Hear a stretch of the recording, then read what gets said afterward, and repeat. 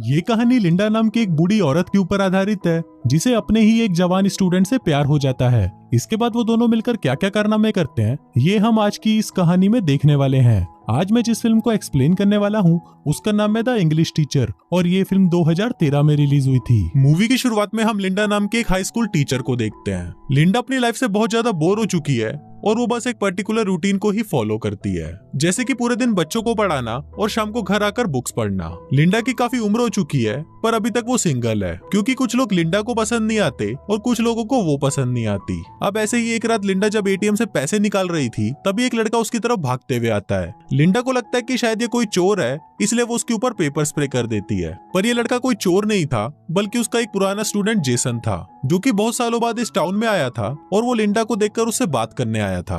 तभी लिंडा उससे माफी मांगती है और उसे घर तक लिफ्ट भी देती है। रास्ते में लिंडा उसे बोलती है कि तुम तो बहुत अच्छे राइटर थे तो तुम यहाँ पर क्या कर रहे हो। इस पर जेसन उसे बोलता है कि मेरे डैड मुझे लॉयर बनाना चाहते हैं पर मुझे राइटर बनना है इसलिए मैं यहाँ पर भाग आया हूँ। जेसन उसे ये भी बताता है कि मैंने एक प्ले भी लिखा है पर वो कुछ ज्यादा खास नहीं है। पर इस पर लिंडा उसे बोलती है कि ऐसा हो ही नहीं सकता, मुझे पता है कि तुम कितना अच्छा लिखते हो। और ये बोलकर वो जेसन से उसका लिखा हुआ प्ले मांगती है ताकि वो स्कूल में इस प्ले को परफॉर्म करवा सके। अगले दिन लिंडा जब स्कूल में पढ़ा रही होती है तभी जेसन वहाँ पर आता है और अपना लिखा हुआ प्ले उसे देकर वहाँ से चला जाता है। फिर लिंडा जब उस प्ले को पढ़ती है तो उसे वो बहुत ज्यादा पसंद आता है। फिर वो उस प्ले को काल को पढ़ाती है जो कि उसी स्कूल का टीचर होता है। काल को ये प्ले इतना ज्यादा पसंद आता है कि इस बारे में वो लिंडा को बताने के लिए उसके टॉयलेट में घुस जाता है। फिर ये दोनों प्रिंसिपल के पास जाते हैं पर प्रिंसिपल इस प्ले को रिजेक्ट कर देती है क्योंकि इस प्ले के एंड में पेरेंट्स का मर्डर हो जाता है और उनके बच्चे आत्महत्या कर लेते हैं। पर इस पर काल उन्हें बोलता है कि वो उसकी एंडिंग को चेंज कर देगा, तो तब जाकर प्रिंसिपल भी इसके लिए राजी हो जाती है। पर बाद में लिंडा काल को बोलती है कि वो इस प्ले में कोई भी चेंज नहीं करेंगे, ये जैसा लिखा है वैसा ही परफॉर्म होगा।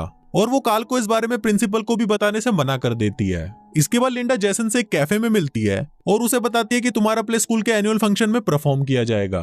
पर जेसन उसे मना कर देता है क्योंकि उसे लगता है कि उसका प्ले ठीक नहीं है। पर लिंडा उसे फोर्स करते हुए बोलती है कि प्ले का सारा खर्चा वो उठाएगी और वो जेसन को इसके लिए मना लेती है। इसके बाद ये सभी लोग प्ले की तैयारी में लग जाते हैं पर तभी वहाँ पर जेसन के डैड आ जाते हैं और वो उसे अपने साथ ले जाने लगते हैं। पर तभी लिंडा भी वहाँ पर आ जाती है और वो उसके डैड को जेसन को ले जाने से मना कर देती है। दरअसल अब लिंडा जेसन को पसंद करने लगी थी और वो उसे अपने से दूर नहीं करना चाहती थी। तभी अचानक जेसन के पेट में दर्द होने लगता है और लिंडा उसे क्लास में ले जाकर उसे मेडिसिन देती है। इसी दौरान जेसन लिंडा को किस कर लेता है। अब लिंडा पहले तो शॉक्ड हो जाती है पर थोड़ी देर बाद वो भी जेसन पर टूट पड़ती है और फिर वो दोनों वहीं पर ही घपाघप करना शुरू कर देते हैं। अब अगले दिन लिंडा को बहुत गिल्ट फील हो रहा था क्योंकि जेसन उसका स्टूडेंट था और उसने उसी के साथ ही घपाघप कर लिया था। इसलिए वो अगले दिन जेसन के पास आती है और उसे बोलती है कि आज के बाद ऐसा वापस नहीं होगा। अब ये सुनकर जेसन थोड़ा निराश हो जाता है पर उसे लिंडा की बात माननी पड़ती है। अगले दिन जेसन लिली नाम के एक स्टूडेंट के साथ फ्लर्ट कर रहा होता है पर तभी लिंडा उन्हें देख लेती है और वो उनसे जेलस फील करने लगती है। इसलिए वो लिली को क्लासरूम में बुलाती है और उसे जेसन से दूर रहने के लिए बोलती है। पर लिली उसकी बात नहीं मानती और अगले ही दिन वो क्लासरूम में जेसन के साथ घपाघप करने लगती है। पर तभी लिंडा भी वहाँ पर आ जाती है और उन्हें ऐसा देखकर उन पर गुस्सा करने लगती है। लिंडा पहले तो उन पर बहुत ज्यादा चिल्लाती है और फिर वो लिली को भी उस प्ले से निकाल देती है। बाद में जेसन लिंडा के पास आता है और उसे बोलता है कि तुम जेलस क्यों फील कर रही हो। पर इस पर लिंडा उसे बोलती है कि तुम अपने प्ले पर ध्यान दो, ना कि लिली की गुफा पे।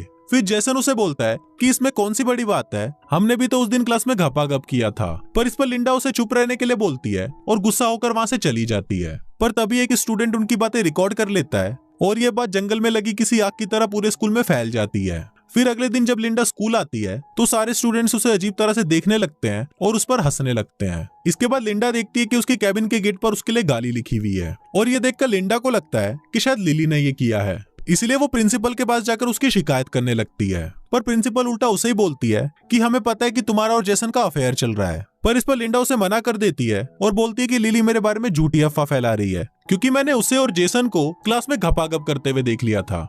ये सुनकर प्रिंसिपल को गुस्सा आ जाता है कि एक स्टूडेंट अपनी टीचर के बारे में ऐसी बातें कैसे कर सकती है।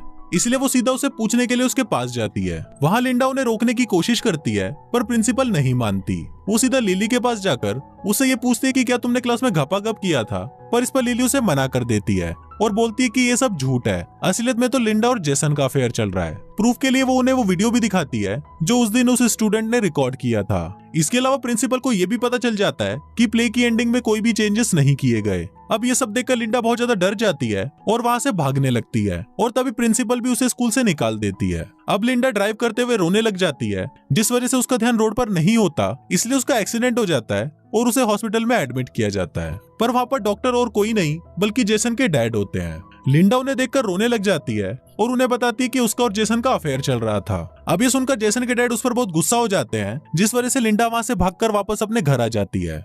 कुछ देर बाद कार्ल उसे फोन करता है और उसे इस प्ले को कंप्लीट करने के लिए बोलता है, पर लिंडा उसे मना कर देती है और बोलती है कि वो इस प्ले में अब काम नहीं करेगी। अगले दिन प्रिंसिपल लिंडा के घर आती है और उसे बताती है कि कार्ल को हार्ट अटैक आया है और उसे हॉस्पिटल में एडमिट किया गया है। वो लिंडा को ये भी बताती है कि हम इस प्ले की 18,000 की टिकट्स बेच चुके हैं। अब अगर ये प्ले नहीं हुआ तो हमारा स्कूल खत्म हो जाएगा और इसी टेंशन को लेकर कार्ल को भी हार्ट अटैक आ गया है। इसलिए हम लोग चाहते हैं कि तुम इस प्ले की एंडिंग लिखो, जिससे स्कूल में तुम्हारी पोजीशन भी अच्छी हो जाएगी और तुम्हें वापस तुम्हारी जॉब भी मिल जाएगी। लिंडा उन्हें बोलती है कि आप ये काम जेसन से क्यों नहीं कराती, तो उस पर प्रिंसिपल उन्हें बोलती है कि मैंने जेसन से इस बारे में बात की थी, पर वो उसकी एंडिंग को चेंज नहीं करेगा।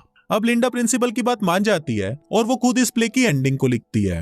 अब प्ले वाले दिन सभी उस प्ले को देखने आते हैं और वहाँ पर जेसन और उसके डैड भी होते हैं। फिर जब प्ले खत्म होता है तो सभी लोग इसकी बहुत तारीफ करते हैं। यहाँ जेसन भी ये देखकर समझ जाता है कि उसने जो एंडिंग लिखी थी वो सही नहीं थी। फिर अगले दिन लिंडा एक बुक शॉप में जाती है, जहाँ उसकी मुलाकात जेसन के डैड से होती है। वहाँ जेसन के डैड उससे फ्लर्ट करने लगते हैं और उसे डेट के लिए भी पूछते हैं, जिस पर लिंडा उन्हें हाँ बोल देती है। अब बेटे ने तो लिंडा को पेल ही लिया था, पर अब उसका बाप भी लिंडा को पेलने वाला था और कुछ इसी तरह से ये फिल्म यहीं खत्म हो जाती है।